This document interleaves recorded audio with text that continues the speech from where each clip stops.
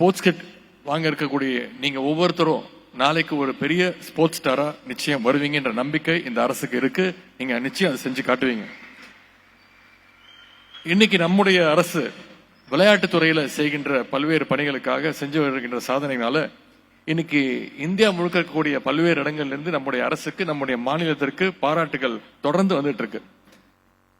2 நாட்களுக்கு முன்பு டெல்லியில் நடந்த CIA பிசினஸ் ஸ்போர்ட்ஸ் அவார்ட் 2025 நிகழ்ச்சியில the best state for promoting sports development அப்படின்னு ஒரு அவார்டு, அதே மாதிரி ஃபிக்கி டர்ஃப் 2025 அவார்டுன்னு கடந்த 3 வருஷத்துல மட்டும் நம்முடைய தமிழ்நாட்டிற்கு 6 அவார்டுகள், 6 விருதுகள் நம்முடைய அரசுக்கு கிடைச்சிருக்கு. இதுக்கெல்லாம் கவர்மெண்ட் மட்டுமே, அரசு மட்டுமே காரணம் கிடையாது. இதற்கெல்லாம் இங்க வந்திருக்கக்கூடிய தமிழ்நாட்டில் இருக்கக்கூடிய ஸ்போர்ட்ஸ் பர்சன், விளையாட்டு வீரர்களும் வீராங்கனைகளும் அவங்க அச்சீவ் பண்றாங்க. அதற்கு சேர்த்து ரெக்கக்னிஷன் தான் இந்த அவார்ட்ஸ். அப்படிப்பட்ட பெருமை மிகு வீரர்கள்ல 2 பேர் இன்னைக்கு உங்க முன்னாடி இந்த ஸ்டேஜ்ல உட்கார்ந்துருக்கிறாங்க. புதுவண்ணாரப்பேட்டையை சேர்ந்த கேரம் வீராங்கனை தங்கை கீர்த்தனா இங்க வந்திருக்கிறாங்க. வறுமையான குடும்ப சூழல்ல போராடி தன்னுடைய திறமையால இன்னைக்கு கேரம் விளையாட்டுல உலக சாம்பியனா உயர்ந்திருக்கிறாங்க சகோதரி கீர்த்தனா அவர்கள். சமீபத்துல மால்தீவ்ஸ் அங்க நடந்த உலக கோப்பை கேரம் போட்டியில சிங்கிள்ஸ், டபுள்ஸ், டீம் மேட்சஸ் எல்லாத்துலயும் கோல்டு மெடல் அடிச்சுட்டு வந்து இங்க வந்து உட்கார்ந்து இருக்கிறாங்க, சாதனை படைச்சிருக்கிறாங்க.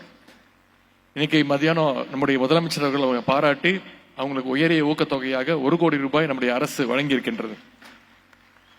தங்கை கீர்த்தனாவுக்கு நாம் அனைவரின் சார்பாக அவருக்கும் அவங்களுடைய கோச் அவங்களுக்கும் அவங்களுடைய குடும்பத்தினருக்கும் நம்ம அனைவரும் நம்முடைய பாராட்டுகளை கைத்தட்டல் மூலம் தெரிவிப்போம். கீர்த்தனாவை போல இங்க இன்னொரு விளையாட்டு வீராங்கனை சாதனையாளர் நம்ம முன்னாடி உட்கார்ந்து இருக்கிறாங்க. ஸ்ருதி ரத்னவேல் சகோதரி.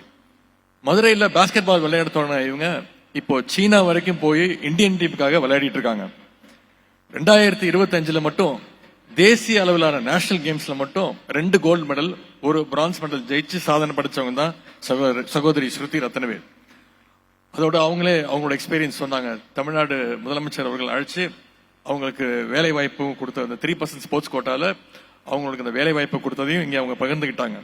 இன்னைக்கு விளையாட்டு வீராங்கனை ஸ்ருதி ரத்னவேல் TNPL அரசனுடைய TNPL நிறுவனத்துல கார்பரேட் செக்ரட்டேரியல் ஆபீசரா இன்னைக்கு பெருமையோடு பணியாற்றிட்டு வராங்க.